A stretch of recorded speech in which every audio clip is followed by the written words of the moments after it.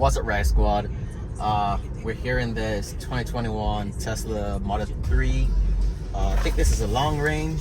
I have no idea what this car is about. I just got it for 30 minutes. I had the opportunity to drive it, so here we are. We're just going for a quick little test drive, and I want to say this is the weirdest experience I've ever had driving a car. This is like so weird. You have to control the car through everything right here. Obviously got your speedometer right here, all your controls.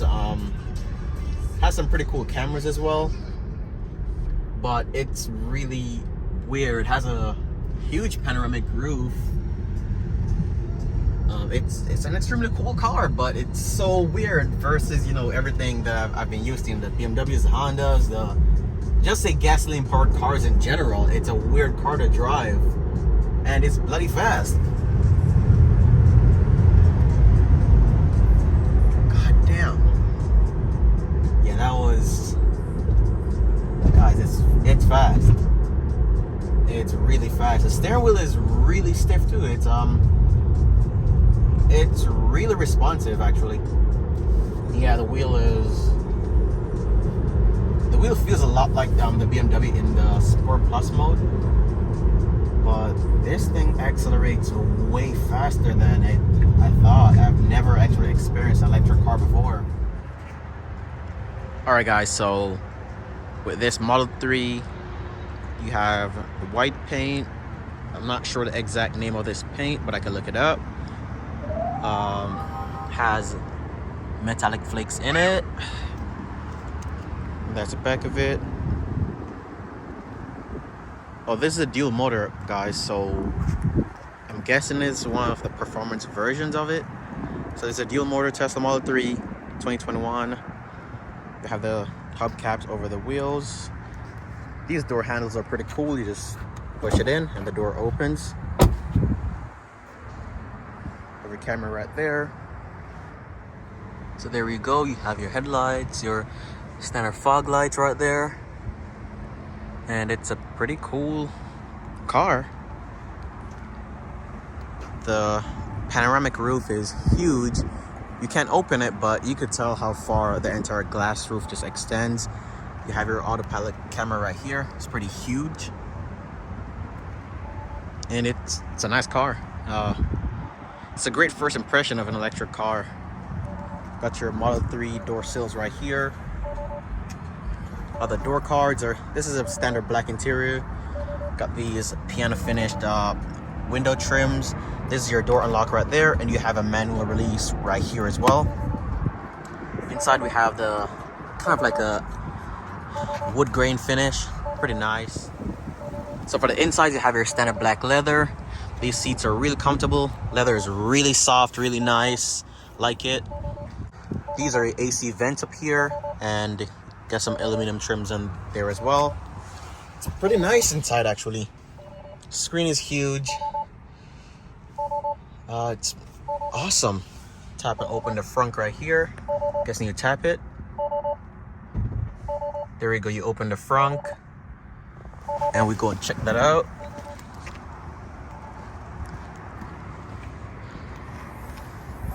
This is awesome. There's a lot of storage because you have a trunk and you have a front as well, obviously, because the car does have an internal combustion engine, but it's reasonable size. You could put a lot of grocery bags in here. We have a tow hook right here, and this is your refill point for your washer fluid. Yeah, I'd say it's decent size. You could fit a carry-on luggage inside there, and lots of smaller sized items, but it's really nice. I've said it multiple times, but it's a really great impression for an electric car. You have it, guys, a Tesla Model 3 on the move. It makes these really quirky sci-fi noise, actually.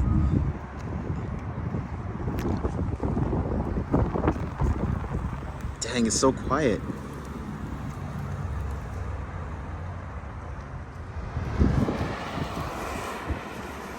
There you have it. So on this Tesla Model 3 dual motor long range, not really familiar with Tesla's terms, but this is a pretty nice car. It's comfortable. The steering is really communicative. It's stiff because I have it in the Sport Plus setting, which I could change from our screen right here. All of this setup just feels so weird though. It's completely different from your internal combustion engines. It has the regen braking as well, so as we approach this red traffic light right here and I just take my foot off the gas, it will literally just come to a complete stop without even using the friction brakes. So that's pretty interesting. It's a weird feeling,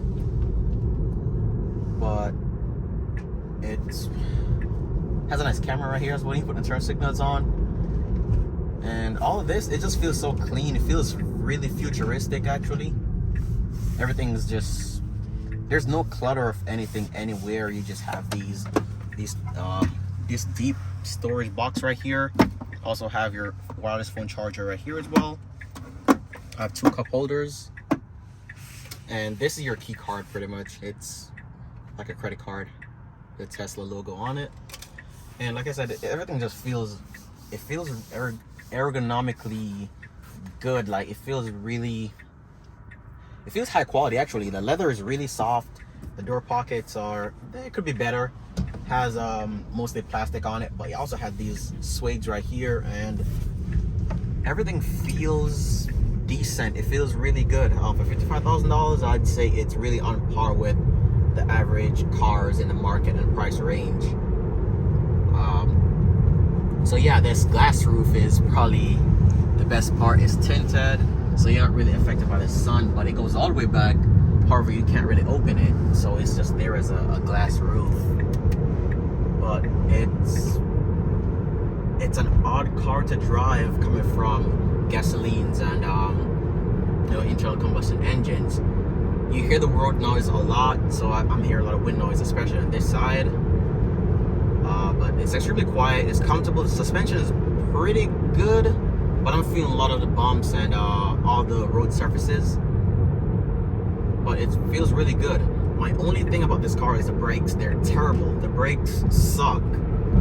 It does not feel, the brakes doesn't have much confidence. So you may be approaching a car and you're on the brakes, it doesn't feel confident. But I'm guessing with the regen braking, that kind of helps. So it's not as bad. It kind of fills in for that gap. But the brakes suck. So that's probably the worst part, or my biggest pick about this car. But everything feels good. The screen is really intuitive for what it is, but it's weird because everything is controlled through this while you're driving. Sure, everything is within reach, so I can easily touch anything I want right here, but to be controlling everything from right here, even the AC controls, like you're gonna tap on it, you gotta look and slide your finger across, and it feels good, but I think it's a huge distraction instead of having physical buttons or physical controls where you can actually do stuff without having to look down. But at least you have a speedometer right here rather than up here, which I think it should be here, but it still does the job. You can see it. Here we have your autonomous driving. So that's the autopilot, and now it's driving itself. It will maintain its lanes as well. It will maintain its lanes. It will also, there we go, it's fully activated now. The car in front of us brakes, it will also brake. It will also adapt to the speed limit, and yeah, it's just like any other self-driving functions in your cars. So it's pretty good. It has, the graphics is really nice. It looks like my iPad Pro actually. It feels like an iPad, and I'd say if anything, it feels a lot more like an Apple device. So if you're familiar with Apple devices, then this won't be so hard to use, to be honest. I think it's telling me to take control of the wheel. Yes. So the graphics is pretty good. This looks a lot more like Google Maps, but everything else just gives you this clean layout, and have your 360 cameras right there. Tap here for your AC controls. Your phone right there. Your music. which has Spotify and Apple Music as well. It's just such a clean space. It's contemporary. It's modern. It's not clutter, and I like it. I like the feel of it. I think this is something I could get used to pretty easily. This is my first time driving an electric car as well, so for me to be able to just get in here and drive it and figure everything out so easily, I think that's pretty good. However, for the average person, it might take you, a longer time, but it's simply just getting, you tap your key card right here, you drive, and I mean, it's not that much of a big deal. It's pretty easy to drive, to be honest. You have your gear selector start right here, which is, if you're familiar with Mercedes or even most manufacturers now, they tend to do that to free up space in their center console, which is pretty good. So yeah, so driving along even the city, it feels good. I'd say the only thing that I would need a longer time to really get used to this is because of the range. I feel like I'd have a range anxiety with electric cars, and that's one of my biggest takes with it. So for me to be able to buy an electric car, I really just want to have one as a long-term loaner first, maybe over a 6-month period, doing a lot of daily driving, and nothing extraordinary, but rather everything that I would do on a daily basis. Drive to work, take road trips. I'm frequently going to New York, so that type of stuff, and see how it actually goes with the range.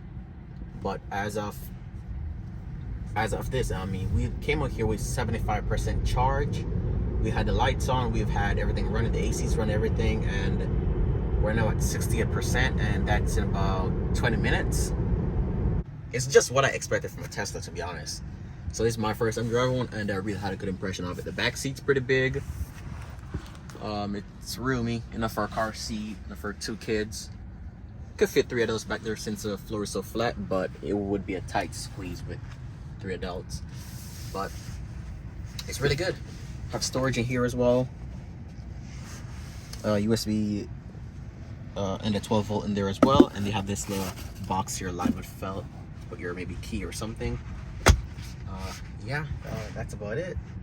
Everything else is littered right here. It's like I said, it's like an Apple device. It has all these features, but you gotta dig into the menu to find it. It's not cluttering your space. Also has games on it, literally a toy box. Has a web browser as well, so you could Google search while you're stopped, of course, and the car's in park, because you don't want to do that while you're driving. But you could also have your Netflix, all that type of stuff, and you can pop up your calendar, and it's pretty good.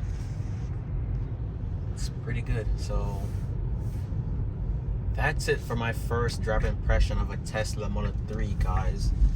So let me know if you want to see more of these videos. I'll do my best, and if you want to see more of these videos, guys, actually make sure you're liking the videos, make sure you subscribe, leave a comment.